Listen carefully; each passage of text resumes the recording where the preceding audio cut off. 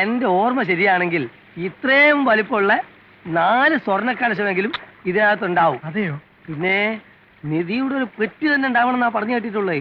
ടിപ്പുവിന്റെ പടയോട്ടക്കാലത്ത് ഇതിലല്ലായിരുന്നു ഓടിയിരുന്നത്. ഇവരൊക്കെ ഇവിടെ ജനിച്ചു വളർന്ന ആൾക്കാരല്ലേ, പിന്നെ കൊണ്ടിരുന്നത് കണ്ടു കാണും. കണ്ട് കാണുന്ന അങ്ങനത്തെ ഞാൻ പറയരുത്. കണ്ടത് സമമാണ് പറഞ്ഞു കേൾക്കുന്നത്. നീ എങ്ങനെയാണാ പറയുന്നത്? നീ വരുത്തണല്ലേ? ഞാൻ വരുത്തണോ? അപ്പൊ ടിപ്പു ആരാ? ടിപ്പു ഞാനും വരുത്തം തന്നെയാ കേട്ടോ. ഞാൻ കള്ളടിച്ച വയറ്റി കിടക്കണം, ഞാൻ പറഞ്ഞേക്കാം. വയറ്റി കിടക്കണെങ്കിലേ പല മോരും വെള്ളം കുടിച്ചാ പോരെ. കള്ളടിച്ച അതിന്റെ സ്റ്റൈൽ ഞാൻ കാണിക്കും. ഒന്ന് പോരാ. പിന്നെ ടിപ്പുവിനെ പറ്റി ഒരു അച്ഛൻ എന്നോട് പറഞ്ഞിട്ടുണ്ടെങ്കിൽ എന്റെ സ്വഭാവം മാറും.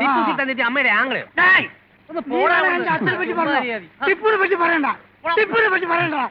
നീ പോടാ അവിടുന്ന്. ഒരു ശവങ്ങളും ടിപ്പുവിനെ പറ്റി പറയാൻ പാടില്ല. ആരും പറയരുത്. കുളം വറ്റുന്നതോ വറ്റിക്കുന്നതോ അല്ല എന്റെ പ്രശ്നം. എന്തോരം മീനാ. കുറെ നല്ല മീൻ കിട്ടിയിരുന്നെങ്കിൽ കുറച്ച് പൊരിക്കാം, കുറച്ച് കറി വെക്കാം, കുറച്ച് മീനവിലുണ്ടാക്കാം. എന്താ ദോഷം? ഭോജനത്തിൽ അമ്പലക്കുളത്തിലെ മീൻ നാട്ടുകാർ കേക്കണ്ട. അയ്യേ, ഞാനൊരു ആഗ്രഹം പറഞ്ഞൊന്നല്ലേ ഉള്ളൂ. ഇന്നെന്തായാലും വെള്ളം പറ്റി അടുത്തറ കാണാൻ പറ്റുമെന്ന് എനിക്ക് തോന്നുന്നില്ല. ഉറക്കം കളയണ്ട, സ്ഥലം വിട.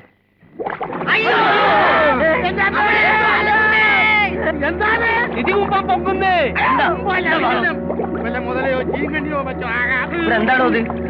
എന്താന്ന് നോക്കി ഒന്ന് ഇറങ്ങി നോക്കാം. എന്തായി? ഒന്നുമില്ല.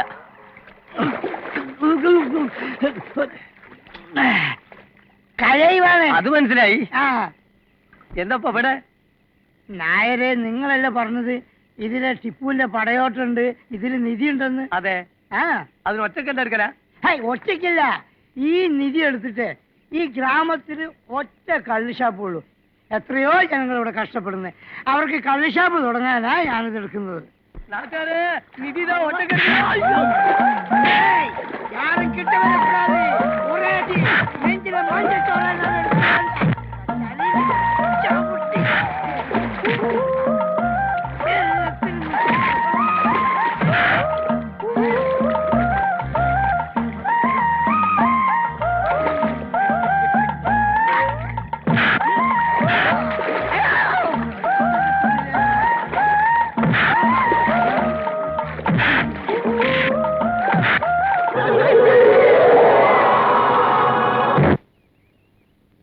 അനാഥ പ്രേതെന്നും അജ്ഞാത മനുഷ്യനെന്നൊക്കെ പറഞ്ഞ് വെറുതെ മാസം എഴുതി തള്ളിക്കളയാൻ ഞാൻ സമ്മതിക്കില്ല. ഈ ചരിത്ര പുരുഷന്റെ അസ്ഥികൂടം ആരുടേതാണെന്ന് വ്യക്തമായിട്ടുള്ള ഉത്തരം എനിക്കുണ്ട്. അസ്ഥികൂടം ആരുടേതാണെന്ന് അറിയാവോ? എനിക്കറിയാം. എന്നാ പറയൂ. അത് ഞാൻ പറയേണ്ടവരോട് പറഞ്ഞോളാം. ആരെയെന്ന് വെച്ചാ പറയണോ? അതൊരു തുക്കട ചായക്കടക്കാരനോട് പറയാനുള്ളതല്ലടോ. സൂക്ഷിച്ച് സംസാരിക്കണം. സൂക്ഷിച്ച് സംസാരിച്ചില്ലെങ്കിൽ തനിക്ക് വരും. നീ കുറച്ച് എന്താ ഇവിടെ പ്രശ്നം? ഇവിടെ പ്രശ്നമൊന്നുമില്ല.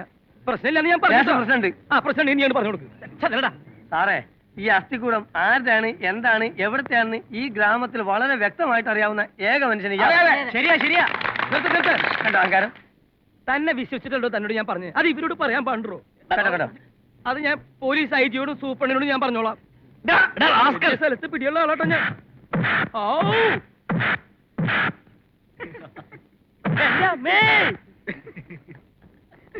ഇടിക്കല്ലേന്ന്. നിനക്കെന്താ വേണ്ടേ? കൊല്ലല്ലോ. ഇനി ഇതും കൂടിയേ ഉള്ളൂ. ഊരാൻ പറഞ്ഞ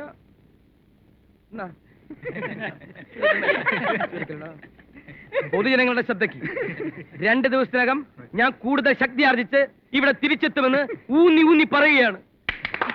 മതി മതി, ഞാൻ വന്നിട്ട് തരാട്ടോ. നിങ്ങൾ വരുന്നില്ലേ? നിങ്ങൾ ഇരട്ട പറ്റില്ല. ഒരേ ഡ്രസ്സായി ചോദിച്ചത് ഞാൻ. ഇതിന്റെ പേരിൽ ഉത്സവം മാറ്റിവെക്കേ. ബുദ്ധിമാന്ദ്യം വടക്കുംപുറത്തെയും തെക്കുംപുറത്തെയും ഒരുപോലെ ബാധിച്ചുണ്ടോ? നടന്നത് പണ്ടെന്നോ ആണെങ്കിലും അപമൃത്യുവാണേ. കേസുമായിട്ടുണ്ട്. എന്ത് കേസ്? പുല്ലറക്കാൻ വരുന്നവനും മൊന്തമോട്ടിക്കാൻ വരുന്നവനും കുളത്തി വീണ് മരിക്കാം. അങ്ങനെ ഒരു നിലപാടങ്ങോട്ട് എടുക്കാം. അത് തീരുവോ? തീരും, തീരണം.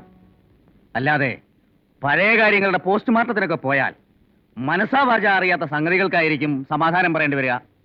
என் தாய் அறநிறையின் இருப்பிடம், அன்பின் உறவிடம், மாசற்ற மாணிக்கம், மாற்று குறையாத தங்கம்.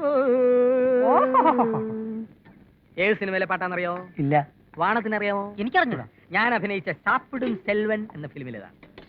ആ സിനിമയിലെ അവസാന ഭാഗം പോലെ ഒടുവിൽ ഇവിടെയും ആരും പ്രതീക്ഷിക്കാത്തത് ചില സംഭവിക്കും. കുളത്തിൽ നിന്ന് ഇനിയും പല രഹസ്യങ്ങളും പുറത്തു വരും.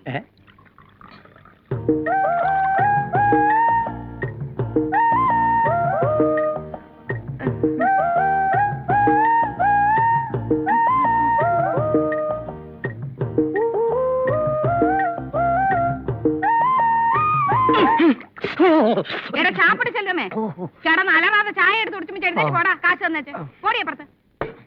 താൻ ഇവിടെ ഇരുന്ന് ഇല്ലാത്ത വെട്ടിത്തരങ്ങളൊക്കെ വിളിച്ചു പറയും. പോലീസുകാർ വന്ന് പൊക്കുന്നത് ഞങ്ങളെ ആയിരിക്കും. പോലീസുകാരെ കാണാൻ നല്ല രസാ, പക്ഷെ അവരുടെ ചില കൈക്രിയകൾ കണ്ടു നിൽക്കാൻ പ്രയാസ. ഗരുഡൻ തൂക്കം എന്നൊരു പരിപാടി ഉണ്ട്, സഹിക്കാൻ പറ്റില്ല. ഒരിക്കൽ ഞാൻ കണ്ടതാ. ആഹാ, കണ്ടിട്ടേ ഉള്ളൂ. ഉത്സവപ്പറമ്പിൽ പോക്കറ്റടിക്കാരുമായിട്ടിരുന്ന് വെട്ടി മലത്തിയതിന് പോലീസുകാർ പിടിച്ചോണ്ട് പോയി ഗരുഡനായി തൂക്കിയത് ആരെയാ? ഫ്ലാഷ് ബാക്ക് അവതരിപ്പിച്ച് അദ്ദേഹത്തെ വികാരാധീനാക്കരുത് കല്യാണി അമ്മായി. അമ്മേ, ഒരബദ്ധം ആർക്കും പറ്റും. ഒന്നൊന്നുമല്ല, അബദ്ധേ പറ്റൂ. അബദ്ധം അല്ലാതെ ഒന്ന് പറ്റിയത് എന്നെ കല്യാണം കഴിച്ചത്. അത് എനിക്ക് പറ്റിയ ഒരു അബദ്ധമായി പോയി. വിളിക്കാനടാ മരമോന്ത. അത് പിന്നെ എന്റെ ഒരു പേഴ്സണാലിറ്റിയുടെ വിജയമാ. കണ്ടിട്ട് ഇക്കാണുന്ന പേഴ്സണാലിറ്റി പോകുന്ന ലക്ഷണമാ. ചിട്ടിക്കുറിപ്പിനെ പിടിച്ചതിന് പുറകെ പോലീസുകാർ നായരെയും തിരയണമെന്നാ കേട്ടത്. അതിന് ഈ പ്രദേശത്തൂടെ വായി നോക്കി തേരാപ്പാര നടക്കുന്ന ചുമ്മാ പോലീസുകാരെ കൊണ്ട് പറ്റില്ല. സാക്ഷാൽ CD തന്നെ വരണം. കൊലൈ 17 വയതിനിലെ എന്ന സിനിമയുടെ ക്ലൈമാക്സിൽ ഹീറോ മുഖംമൂടി അഴിച്ച് CD ആയിട്ട് വരുന്നത് പോലെ ഈ ഞാൻ മനോജ് കുമാർ വരും. തെളിവുകൾ എന്റെ കൈവശമുണ്ട്. തെളിവ് തന്നെയാ ഞങ്ങൾക്കും ആവശ്യം. ഏമാന്മാർക്ക് എഴുതി വിട്ടാൽ മാത്രം മതി. ആളെ പിടിക്കാൻ ഞങ്ങൾ കിടന്ന് ഓടണം. ഏതായാലും ഒരുത്തനെ കൂടെ കിട്ടി. അയ്യോ.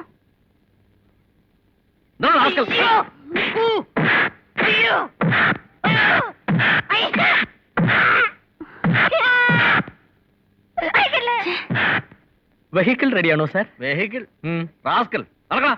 ഞങ്ങൾ ചായ കുടിച്ചിട്ട് വരുന്നത് വരെ പുഴക്കരയിൽ ഇരിക്കണം. ഓടോ മറ്റോ ചെയ്താൽ നിന്റെ വാരിയൽ ഊരി എടുക്കും. ഇപ്പൊ ഊരിയതപ്പ തരും.